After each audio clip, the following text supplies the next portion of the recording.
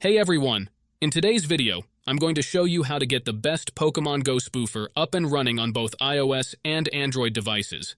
This spoofer comes with some amazing features, like teleporting, auto-walking, a joystick, and much more.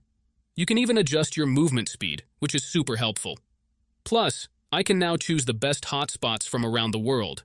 How cool is that? If you're interested in getting this on your device too, keep watching. The installation process is really easy and straightforward. No technical skills required. Just follow along with each step. Alright, if you're ready, let's dive into the tutorial. Before you can use this method, there are some settings you need to change. These settings apply only for iOS devices.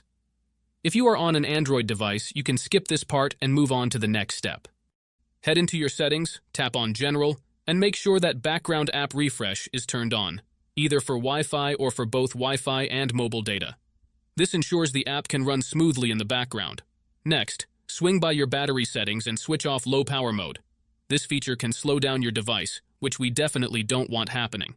With these two settings tweaked, you're all ready to move on to the next step. What you need to do next is open up your internet browser, in my case it's Safari, and go to the website called lucidplugin.com. Lucid Plugin is a website where you can find many apps and games with amazing features.